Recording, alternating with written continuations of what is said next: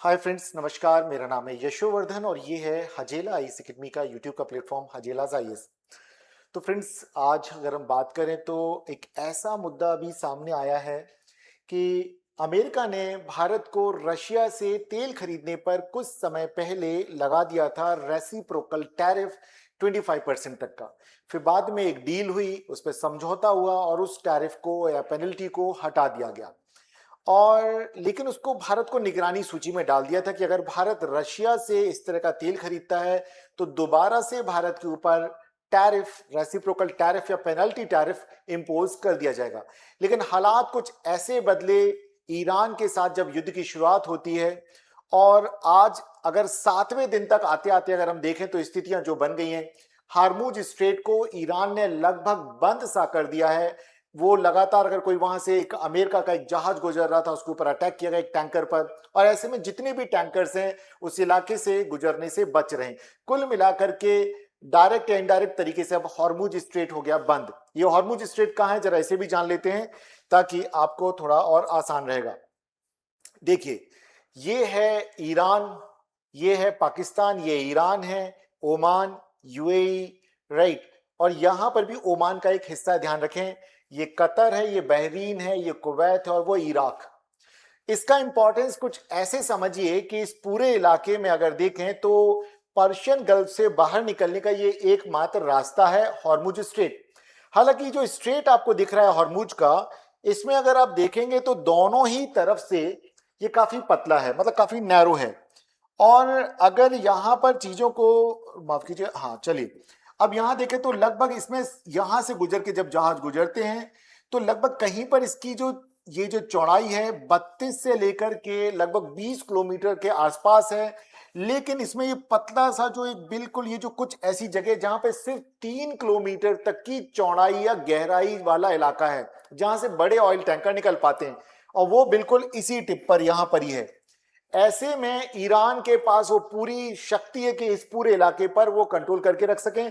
तो अभी अगर देख रहे हैं तो जहाज यहां खड़े हैं, यहां खड़े हैं, लेकिन इस इलाके से होकर के गुजर नहीं रहे। क्यों नहीं गुजर रहे हैं इसको भी समझेंगे और ये जानेंगे कि इस इलाके से क्या है। तो इस पूरे इलाके से अगर हम बात करें तो करीब करीब पूरी दुनिया का जो भी क्रूड ऑयल का व्यापार होता है उसका 20% हिस्सा गुजरता है। इसके अलावा अगर हम बात करें तो चाहे वो यूएई की बात करें, कतर हो, बहरीन हो, कुवैत हो, इराक हो और इंक्लूडिंग ईरान, इन सभी का, और सऊदी अरेबिया, राइट। तो ये सऊदी अरेबिया, इन सभी देशों का लगभग 80% क्रूड ऑयल और गैस का व्यापार इसी रास्ते के थ्रू होता है, दुनिया के संपर्क में आता है। अब अगर यहां पे देखें, अगर यहां पे बंद है तो एक तो इन देशों की अर्थव्यवस्था को नुकसान, लेकिन जो बड़ा नुकसान वो है कि ऐसा जरूरी नहीं कि इन देशों में तेल मिलता है तो यहां पे रिफाइनरी है। अब जैसे भारत है, भारत में क्रूड ऑयल कम मिलता है, लेकिन भारत क्या करता है, इस पूरे इलाके का जो क्रूड ऑयल है उसका बड़ा हिस्सा भारत में आता है। तो भारत में कई सारी बड़ी बड़ी रिफाइनरीज हैं और दुनिया की बड़ी रिफाइनरियों में से भी 2 बड़ी रिफाइनरी भारत में है। इसके अलावा और भी कई रिफाइनरियां। तो रिफाइनिंग इंडस्ट्री के मामले में भारत है, भारत कच्चा तेल खरीदता है, रिफाइनरी में उसे रिफाइन करता है और दुनिया के दूसरे देशों तक वो आपूर्ति करता है। तो अब यहां पे इस बात को जानना जरूरी कि भारत को आखिर छूट मिली क्यों। अब हम शुरुआत करते हैं, जरा शुरू से फिर से वहीं से बात करते हैं। देखिए, मामला यहां पे क्या दिख रहा है हमें, हमें दिख रहा है यहां पर कि अमेरिका ने भारत को रूस से जो तेल खरीदने पर छूट दे दी है। ये क्यों किया, किस्सा चल रहा है हार्मुज का, लेकिन रशिया से तेल खरीदने की छूट क्यों। देखिए, अगर इस इलाके के तेल से जो तेल की आपूर्ति भारत तक होती थी उस पर अगर रोक लग गई है, भारत से वो तेल रिफाइन नहीं हो रहा है, दूसरे देशों तक पहुंच नहीं रहा है, ऐसे में क्रूड ऑयल की कीमतों में हो जाती वृद्धि और जो गैस की कीमतें उसमें भी हो जाती वृद्धि। तो एक तो मार्केट में स्टेबिलिटी को बनाए रखना जरूरी कि आपूर्ति सुनिश्चित की जा सके, रेट्स को कम रखा जा सके। अगर ये चीजें नहीं होंगी तो जो देश आज अमेरिका को सहयोग कर रहे हैं वो देश अमेरिका को सहयोग करने से पीछे हट जाएंगे। तो इन वजहों को हम ध्यान रखेंगे। तो अब अमेरिका ने क्या किया, रशिया से जो भारत में तेल आता है आकर के रिफाइन होता है फिर दुनिया के दूसरे देशों तक पहुंच जाता है, उस पर दे दी पूरी तरह से छूट, राइट। और वो भी बोला कि ये कुछ समय के लिए है, कुछ खास चीजों के लिए है, कुछ खास तेल के लिए, हर किसी के लिए नहीं है। अब क्या है, तो चलिए इसे देखते हैं आखिर यहां पे चल क्या रहा है। तो देखिए, ईरान पर इजराइल और अमेरिका ने किया हमला और ऐसे में दुनिया में तेल की आपूर्ति पर बैठ गई अनिश्चितता। और इस दौरान अमेरिका ने इस बात को समझा और अमेरिका ने अब दे दी भारत को रशिया से ऑयल खरीदने की छूट, राइट। लेकिन अब इसके पीछे वजह क्या है ये मैं ऑलरेडी आपको बता चुका हूं कि क्या है। तो देखिए, तो एबीसी न्यूज चैनल से बातचीत करते वक्त अमेरिका के ऊर्जा मंत्री हैं क्रिस राइट। क्रिस राइट कहते हैं कि देखिए, रशिया के प्रति हमारी इस नीति में कोई बदलाव नहीं आया कि अगर हम ये सोचें, कोई दुनिया सोचे कि भारत को छूट दे दी गई है कि रूस से वो तेल खरीद सकता है, वे कहते हैं इस तरह की कोई छूट नहीं दी गई है। क्यों? क्योंकि ये अस्थायी कदम है। अगर मान लीजिए हॉर्मुज स्ट्रेट अभी बंद है तो दुनिया में तेल और गैस की आपूर्ति पर प्रभाव पड़ रहा है। रिफाइनिंग इंडस्ट्रीज तक वो नहीं पहुंच पा रहा, जहां से रिफाइन होकर दुनिया के दूसरे देशों तक वो तेल पहुंच सकता था। ऐसे में उस आपूर्ति को सुनिश्चित करना जरूरी है और जो कीमतों के उतार चढ़ाव को भी रोकना जरूरी है कि कीमतें चढ़ाना। क्योंकि वर्तमान में अगर देखा जाए तो जब ये युद्ध की शुरुआत होती है तब क्रूड ऑयल के प्राइसेस थे $70 पर बैरल, जो कि वर्तमान में पहुंच चुके $92 पर बैरल, मतलब सीधे सीधे $22 का उछाल आ गया है। फिर अब अंदाजा लगाइए कि अगर रिफाइनरी को ही महंगा तेल मिलेगा तो फिर आपूर्ति जो दुनिया में होगी वो भी और ज्यादा कीमतें उसकी बढ़ जाएंगी। तो उन्होंने कहा कि ये अल्पकालिक व्यवस्था है और व्यवहारिक तरीका निकाला है और इसका मकसद है ईरान के साथ बढ़ते संघर्ष के कारण जो कच्चे तेल के बाजार पर जो असर पड़ रहा है उस दबाव को कम करना, कीमतों को नियंत्रण में रखना। तो अब आप समझ गए कि ऐसा क्यों किया गया, इस रणनीति को देखिएगा। इसके अलावा हुआ क्या, तो देखिए ये छूट कब तक के लिए मिली इसे जान लेते हैं। तो अमेरिका का जो वित्त मंत्रालय है वो भारतीय रिफाइनरियों को रूस से तेल खरीदने के लिए 30 दिन तक की छूट दे रहा है। हालांकि भारत ने आधिकारिक तौर पर इस पर अभी अपना कोई बयान नहीं दिया, लेकिन विपक्ष तो तैयार है पूछने के लिए कि ये जो व्यवस्था की गई है ये अस्थायी है। रशिया के साथ हमने जो तेल खरीदना कम कर दिया था उसको जारी रखना चाहिए था। हम तो पहले से ही कह रहे थे कि रोक मत लगाइए, अमेरिका अपने प्रॉफिट के लिए, बेनिफिट के लिए काम करता है और वही चीज अब रिपीट हो रही है। तो विपक्ष इस तरह की बातें यहां पे कह रहा है। और पहले क्या हुआ था, रशिया से जब भारत ने तेल खरीदा तो भारत के ऊपर लगा दिया था दंडात्मक, मतलब एक तरह से पेनल्टी के तौर पे 25% तक का टैरिफ लगा दिया गया था और बाद में इसे हटा दिया गया, लेकिन एक शर्त रखी गई कि आप रशिया से तेल नहीं खरीदेंगे। इट मींस भारत रशिया से तेल नहीं खरीदेगा।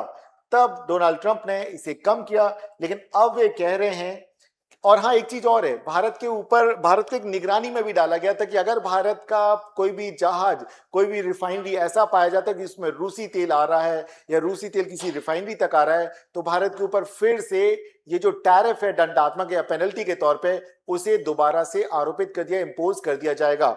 इस बात को ध्यान रखिएगा।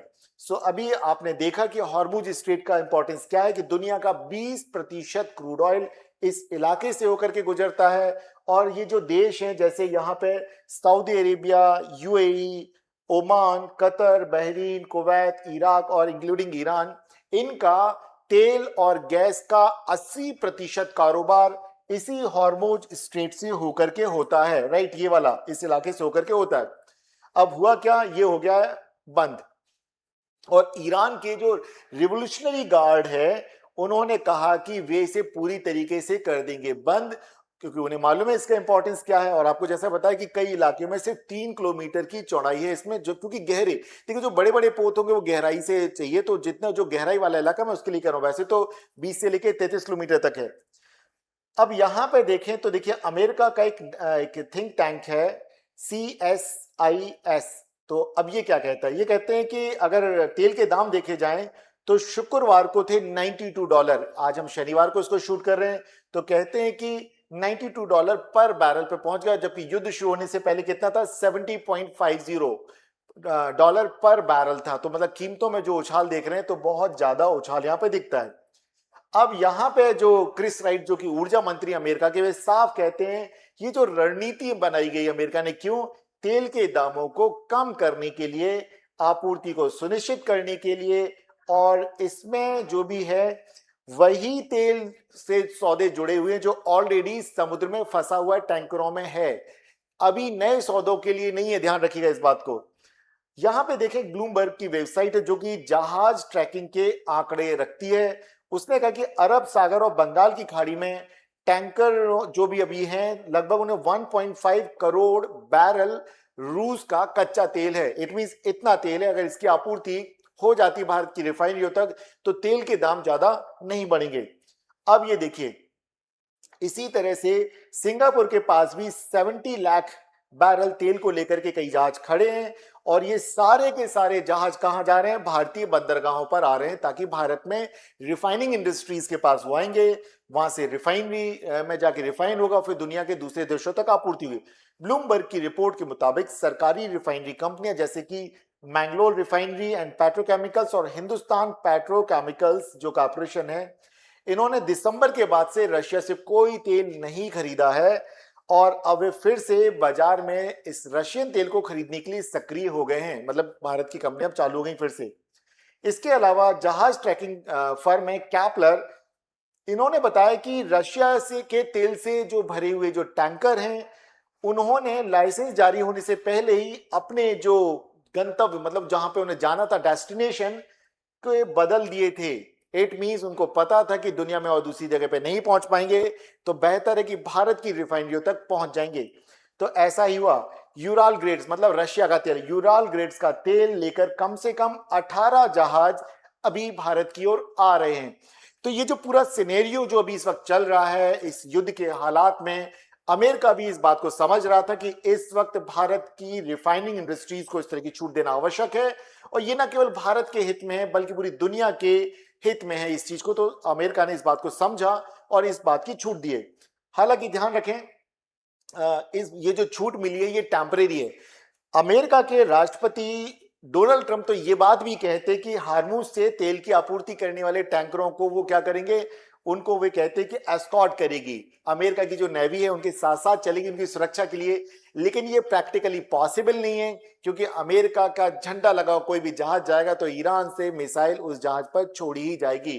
तो कुल मिलाकर के जो ऑयल टैंकर वो भी खतरे में आएगा। तो उनका ये बयान ठीक है, बयान है, कहा है उन्होंने, लेकिन पॉसिबिलिटी नहीं है। सो आपने इस खबर को देखा, समझाया मैंने आपको यहां पर कि क्यों अमेरिका ने भारत को इस तरह की छूट दी है। तो आप इस मुगालते में ना आए कि बहुत अच्छा दोस्त है अमेरिका हमारा। अमेरिका भी इस बात को समझता है कि दुनिया के और देशों का अगर उसे समर्थन चाहिए तो क्रूड ऑयल के प्राइसेस को बढ़ने का कारण इस वक्त अमेरिका और इजराइल के द्वारा ईरान पर किया गया आक्रमण है। ऐसे में जरूरत इस बात की थी कि वो फ्लैक्सिबल नीति पर आए, और भारत की रिफाइनिंग इंडस्ट्रीज के पास वो क्षमता है कि वो दुनिया भर में तेल की आपूर्ति सुनिश्चित कर सकें। इसलिए भारत को ये एक छूट मिली है जो कि टेम्परेरी छूट है, और वे साफ कहते हैं कि उनकी रशिया को लेकर के नीति में किसी भी तरह का कोई बदलाव नहीं आया।